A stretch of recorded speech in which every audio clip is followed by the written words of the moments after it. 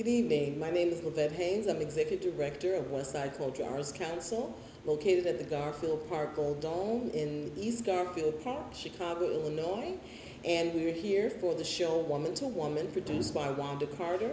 And our guest tonight is Shirley Hudson, a very profound artist who I've known for about 20 years and have admired her style, her creativity, her independence in the arts. Shirley, can you tell us about yourself? Well, my name is Shirley Hudson, and I'm a Chicago artist, and I've been creating art for the last 20 years. And it's my passion, my first love. So, Levette. And how long have you been an artist? All my life, but officially 20 years. And what made you become an artist? There was me. I was suffering from what I call RDO. RDO is repress, depress, and oppression. So the art actually helped me to cope in terms of my repressed feelings, oppression, depression, and the more I painted, the better I felt.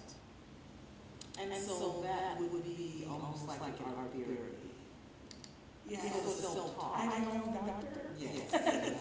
And what influences you to create? Is there anything that you do in particular that helps you to know what kind of art you want to do? Not really, because you're a true artist paints from the soul, the spirit. Everything else is accumulative. It's something that you learn. Each time that you do a series of paintings, it should be, accumulative of your skills and techniques. And then your experiences. The more you do, the better you get. And this is, you say that this is your passion. So do you think art every day?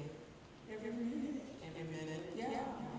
It's in how you dress, how you talk, how you move, how you wear your hair, how you view objects.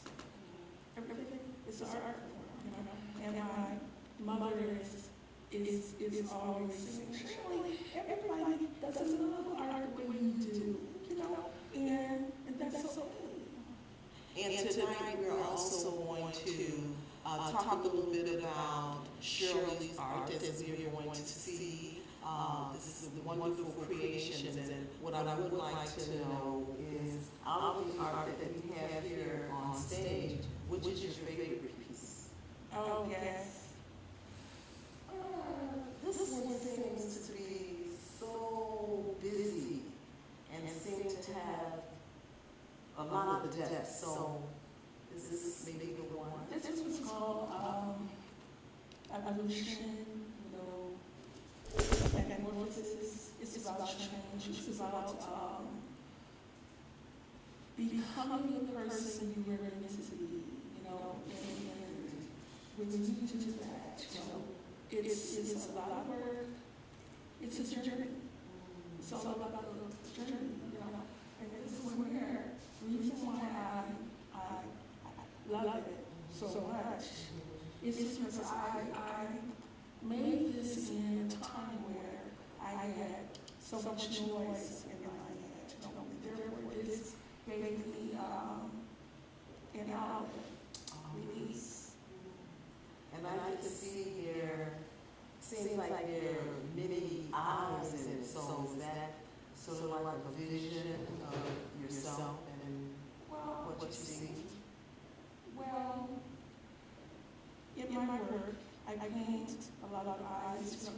because the eyes are truly the window to the soul. And what would you say is the most difficult thing about being an artist? Difficult. Starving. As an artist, I can really relate, and I think that's why my passion is to assist the artists, because as an artist and having a family and knowing the struggles, whenever I meet an artist, this is almost like my servitude. It's like, what can I do to help you get to your next level? And so this show is to tell the world, and to let the world see that the artist needs to be supported. And if this message gets to you around the world, our purpose here is to showcase Shirley's talent, to let you see, to let you choose, and to maybe put some of her artwork on your wall. And that's the sustainability of the artist, because the artist has to be an artist and has to be supported by the art. So,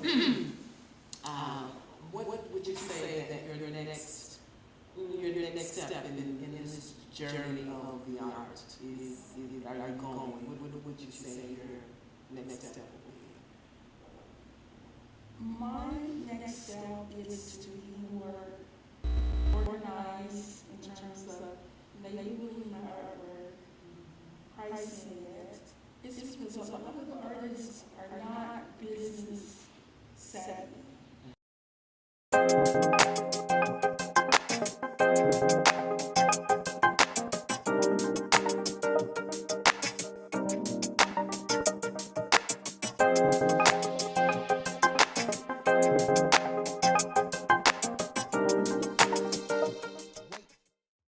And what type of artist are you, that you would say?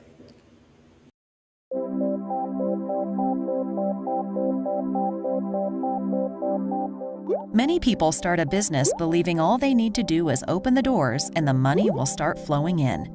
It's much more difficult than that, but these 9 steps can help a new business succeed. First, get organized. Complete tasks and stay on top of what needs to be done. Create a to-do list and check off items as you complete them. Next, keep detailed records so you always know where the business stands financially and what challenges await. Analyze your competition. They may be doing something you can implement yourself to make more money. Understand the risks and rewards. Taking the right risks is the key to being successful, but first ask, what's the downside? If you know the answer, you know the worst-case scenario, and that can guide your difficult decisions. Be creative. Be open to new ideas and make your business stand out. Stay focused. Rome wasn't built in a day, and neither is a lucrative business. It takes time to get the word out, so focus on short-term goals. Prepare to make sacrifices. Getting a business's doors open takes a lot of work, but that's just the start. In many instances, succeeding requires spending less time with family and friends. Afrocentric figurative artists. Because some of your work, has anyone ever said that your work reminds them of Picasso? Oh, of course, of course. And I see that you have a variety of your work, and what would you say is your favorite piece on this stage? Well, my favorite piece is Evolution. This one right here. It's painted on wood. I love wood. Oh, I would have never thought that framed like it is. Yes. Okay. When did you do that piece? 1996. Wow, that's a long time. Some of my earlier pieces. Is it for sale? Yes, it is, of course. Have you held on to it as though Of course. you don't want to sell it? Oh, it's for sale. It's for sale. It's for sale. Okay, and just give us a little background on your style. What influences you to create? Because I see a lot of your work is of of women. Women? Mm-hmm. Okay. Oh. Well, like I said earlier, you know, I felt repressed, oppressed, and depressed, you know. What it is that we as women are not allowed to be ourselves, you know, whereas men are born saying no. Women have to learn how to say no. Why is that? And so you have that as an interpretation through your art. Oh, absolutely. And I see that that makes that statement very powerful. And instead of saying it, it shows through your art. And so my next question to you is, where do you see yourself going, like to the next level that you go to? Where do you see yourself going? Probably selling my art through the internet, you know, websites, art shows. Is that like part of the fun of it? When you're in that mode, do you look forward to presenting your art, you know, showcasing it to the public, selling it? That's part of sharing it. You know, we're here to share, to experience each other's lives. You know, we're not living on this planet alone. Everybody affects everybody. It's like a domino effect. And what do you think about the art movement right now? What do you, you know, how do you see it being encompassed as a movement? As a movement? You know, just continuing showcasing and knowing artists and creating this art movement that creates history, reaching out to the world and showcasing, and how do we keep that like in the forefront of our history to make history with art? Basically, art has always been here, you know. It's just that certain human beings value money over art, you know. If we didn't have art in the world, this would really be a barbaric society. It really would. I never looked at it. No joy. I never looked at it like that. No joy. Because the artists, they do make you smile. It brings emotion. It either makes you smile, makes you wonder, makes you think about the person behind the paintbrush. Right. And so that's why this forum is important, because our viewers need to know who creates the history in our community. And you're one of the history makers. And I've known you for about 20 years, and you've been very consistent with your showcase. I mean, it's ongoing, and now I see you more on the internet, on Facebook, and you know, people are getting to know you. So I do think that avenue to be known is such a wonderful path to show yourself to the world and your capabilities. Oh, absolutely. You know, because you have to be able to adjust to your environment. You know, if you don't, just like the dinosaurs, you know, you would cease to exist. And therefore, you have to move forward towards the internet, Facebook. Do you see young people as because I was at your studio and we were able to mingle with some younger artists.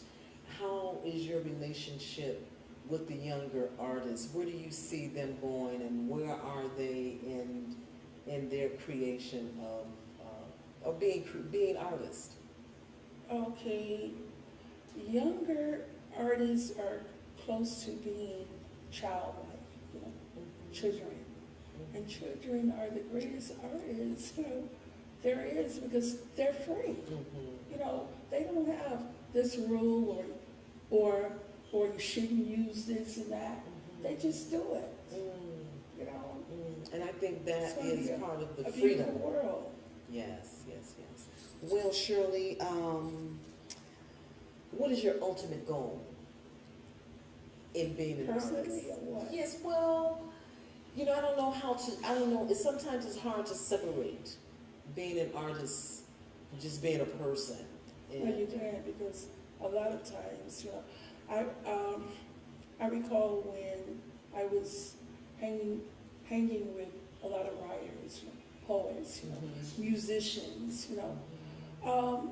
Your art form, it's like a marriage. You know, it sometimes it even comes before you're married. You know, your husband or wife, you know, the art is there.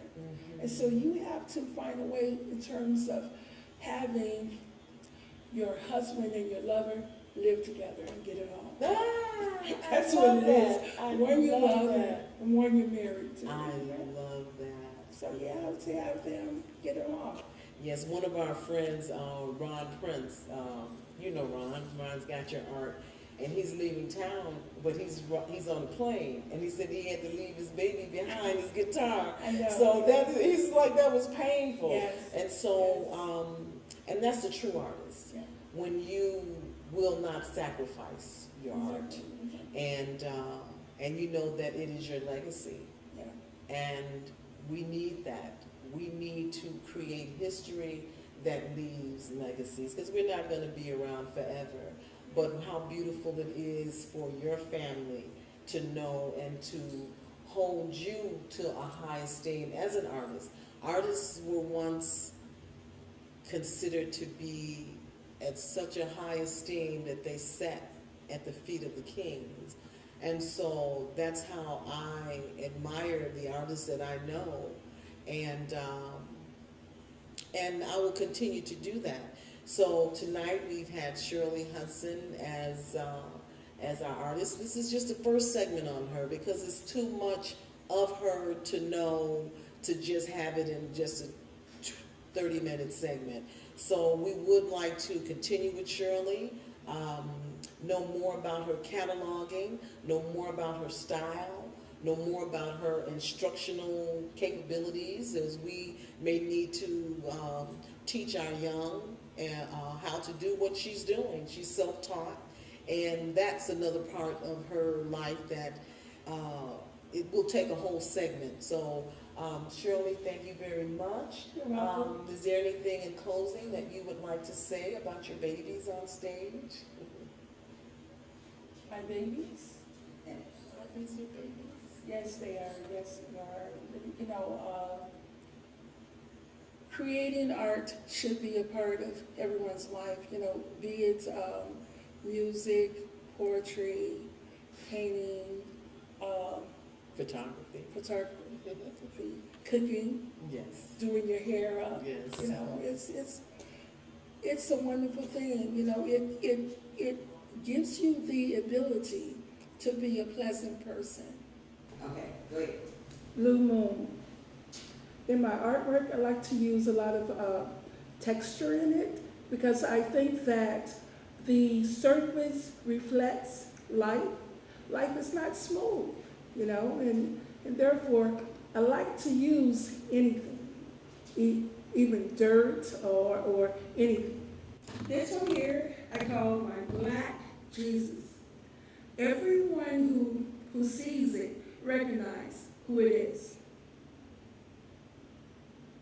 It's one of my favorites. When I first started painting in 1996, I was using a lot of wood.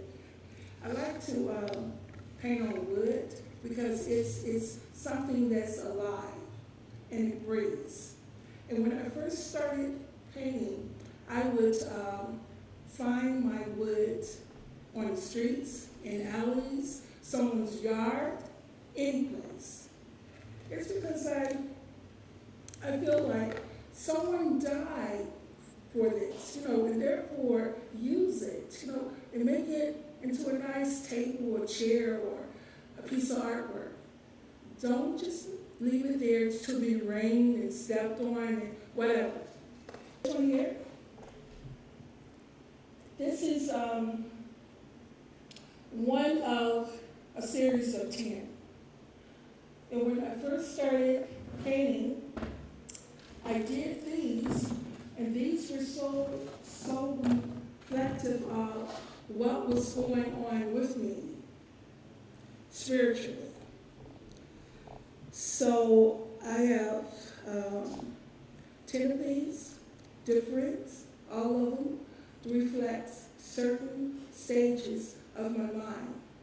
Because every time someone creates a piece of art, they cannot duplicate that because they are never in the same mind space.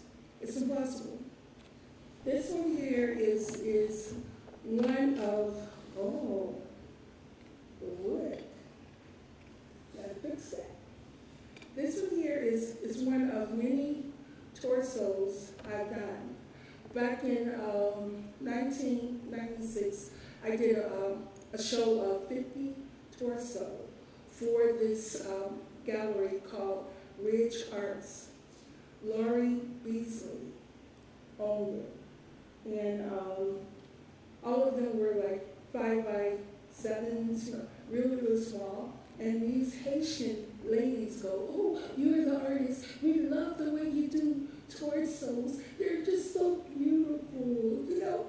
It was a really good experience for me, And one lady came in, her little purse, her little button-up, shirt. Where is Shirley Hudson? Where is that Shirley Hudson? I felt like hiding, over here, She wanted the torsos off of the card, plunder. She goes, "I want this and I want that." And she purchased it and turned right back around and left. Yeah. I like to do torsos because I feel like women are beautiful. We are, and I would love to walk around in a maid outfit. This one here is absolutely tight. I like the fact that it's not all texture. I call this African ribbon. This one here I call "What's Up?" This guy saying, "Hey, what's up?"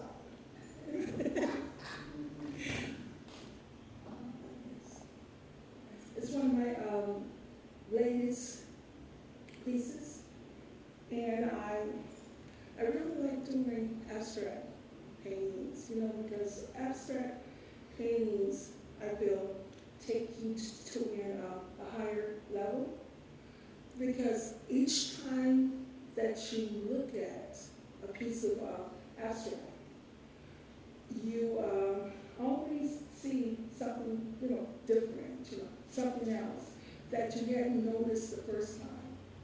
I love this one. And, but I love Shirley. Sometimes you just don't look at the art. You look at the artist, and then you see the reflection of the artist in the piece. And so when I met Shirley about 20 years ago, I was really clueless. And I did have a gallery over at the Garfield Park Conservatory Market. And Shirley was one of the first artists that exhibited in our gallery. And so I had no clue about what the true price of art was. So she did tell me that a very small piece would sell for $350, and I thought, this girl is crazy. but a customer walked in that Sunday and purchased that piece for $350, and then next week did the exact same thing. Another customer came in, and that validated in my mind people who understood art, people who valued it, and so that was my beginning of really appreciating the artist, not taking for granted what they valued their art at. And so now I'm working with other artists, and I put them way up on the totem pole because they're the history makers. So Shirley, we will continue again, and we would like to thank you on behalf of Woman to Woman, produced by Wanda Carter, Westside Cultural Arts Council, and Chicago, city at large. I love Chicago. Yes, this is the place, and we will continue. We've got a movement called Chirac, Chicago, Renewing the Culture, and you're part of that. You're part of us renewing our culture through showcasing your art and showcasing who we are as a people. So thank you again, and we look forward to presenting other artists through Woman to Woman, produced by Wanda Carter and Westside Cultural Arts Council, signing out. Thank you so much. Yes. Thank you, Shirley. Hi, this is Reverend R. Ken Turner, producer here at CAN TV, to tell you about another great show that you can catch on CAN TV. Omnibus Roundtable. That's right, Omnibus Roundtable. It's new and improved, and it's exciting because they handle the topics that you're interested in. In fact, if you have an idea for a program, if you have an idea for a show, call the number and talk with producer Wanda Carter. Look, make the time, and take the time to see Omnibus Roundtable right here on CAN TV. Blessings and bliss.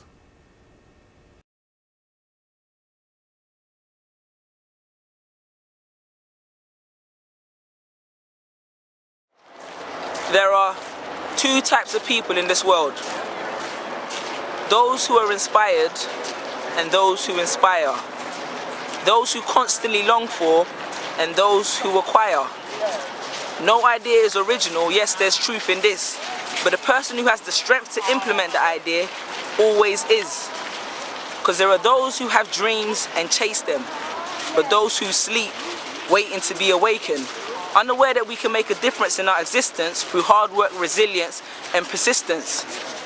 Because a man that wishes to move mountains must realize that he must first start by shoveling pebbles from its base, and be aware that no matter how long it takes, a man can move mountains. And most of you will think this is just a saying, and a majority won't believe me, but when you get a couple minutes on your PC, Google Dasharaf Manjihi, because a man can move mountains. Success is a ladder, and only few of us will find it. Even less of us will have the strength to climb it, afraid of the prospect of spending your whole life climbing. But just remember that no matter what route you take, it's always up to you to decide it. Don't let your success define you, let your success be defining. Have you seen that picture on Facebook of the guy that's mining? Why give up when you're this close to the diamond? Because people that change the world do not let the world change them. Because there are two types of people in this world. Those who are amazed and those who are amazing. So which one are you?